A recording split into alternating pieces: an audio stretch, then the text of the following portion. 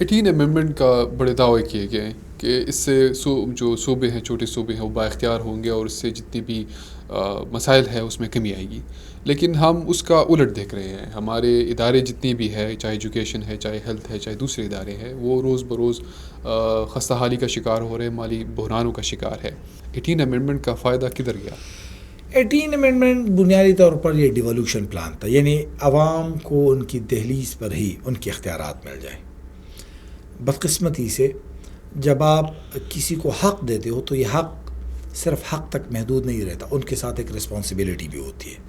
آپ نے صوبوں کو پیسے تو دے دیے کہ آپ اپنی یونیورسٹیاں خود کھول سکتے ہیں، لیکن اس یونیورسٹیوں کا معیار کیا ہوگا، یہ بیسیکلی رسپانسبلٹی ہے. یہاں پر جامعات تو کھولے گئے، لیکن اس جامعات کا معیار کیا تھا، وہ چل ہی نہیں رہی ہے. اس وقت جو ادارے بنائے گئے تھے وہ چل ہی نہیں رہے. صوبوں نے اس وفاق سے اختیارات تو لے لیے اپنے حق کے طور پر. اس وقت 18 امینڈمنٹ کے تحت 57.5% جو فیڈرل ڈویزبل پول کا ہے وہ صوبوں کو جا رہا ہے. یہ ایک ورٹیکل اس کی جب کٹنگ ہوتی ہے، اور پھر ہارزنٹل جب صوبوں کے مابین کٹنگ ہوتی ہے تو پھر الگ ہوتی ہے. لیکن صوبوں نے وہ اپنی ذمہ داری نبھائی ہی نہیں. مجھے سمپل بتا دیں، صوبہ اس وقت بھی ممنوع بور کا اسلحہ کا لائسنس ہی نہیں بنا سکتا. تمام صوبوں نے اپنے اختیارات وفاق کو واپس دیے ہیں. تمام صوبوں نے ٹیکسٹ بک کی تیاری کے حوالے سے اپنے اختیارات واپس وفاق کو دیے ہیں. اس کے علاوہ دیگر کئی ایسی چیزیں ہیں کہ جس کو صوبوں کو استعمال کرنا چاہیے تو وہ وفاق استعمال کر رہا ہے، کیونکہ صوبے وہ کیپیسٹی بڑھا ہی نہیں رہے. ہاں، صوبے اس حد تک بڑھا رہے ہیں کہ جہاں پر روزگار کے ذرائع ہوں، جہاں پر لوگوں کو جاب دینا ہو، جی مجھے جاب دیجیے. لیکن اس جابس کے نتیجے میں صوبے کی جو فیکس آمدنی بڑھنی تھی وہ آمدنی نہیں بڑھی. جامعات کی کیا پوزیشن ہے، ایگریکلچر کی کیا پوزیشن ہے، اس وقت سرکاری اسکولوں کی کیا پوزیشن ہے، یہاں پر سوشل ویلفیئر کی کیا پوزیشن ہے، پولیس کی کیا پوزیشن ہے، وہ خود آپ کو پتہ ہے. اپنے 18 امینڈمنٹ کا بتایا. ایک 18 امینڈمنٹ کے بعد ایک 25ویں آئینی ترمیم بھی آیا تھا، اور آپ کو اس وقت حیرانگی ہوگی 2018 میں 25ویں آئینی ترمیم کے ذریعے قبائلی اضلاع کو خیبر پختونخوا میں ضم کیا گیا.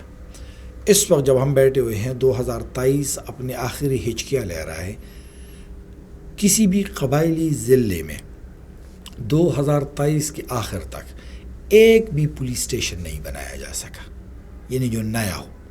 یہ ہے کہ پہلے سے اس کو جو چوکیاں تھی خاصداروں وغیرہ کی، اس کے اوپر تانوں وغیرہ کے نام لکھ دی، لیکن ایک بھی پولیس اسٹیشن، جس طرح عمومی طور پر ہم دیکھ سکتے ہیں کہ ایک نیا پولیس اسٹیشن کسی بھی قبائلی ضلع، 8 قبائلی ضلع، ان میں سے ایک بھی اس وقت ایسا پولیس اسٹیشن موجود نہیں ہے جو اس وقت 25ویں آئینی ترمیم کے بعد بنائے. اور یہ باقی ادارے جتنی بھی ہیں ہماری، ایکسائز اینڈ ٹیکسیشن کا آفس ہی نہیں ہے.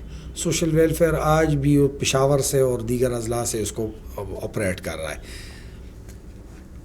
اس وقت بھی ڈپٹی کمشنر خیبر وہ پشاور میں بیٹھا ہوا ہے، ڈپٹی کمشنر اورکزئی اس وقت ہنگو میں بیٹھا ہوا ہے، ڈپٹی کمشنر لوئر وزیرستان جو ہے وہ اس وقت جرڈولا میں بیٹھا ہوا ہے یا ٹانگ میں بیٹھا ہوا ہوتا ہے.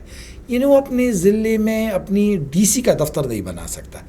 تو ایکسائز اینڈ ٹیکسیشن، پھر پاپولیشن ویلفیئر، پھر سوشل ویلفیئر، پھر ہوم ڈپارٹمنٹ، پھر انفارمیشن، یا پھر تو بڑی دور کی بات ہے.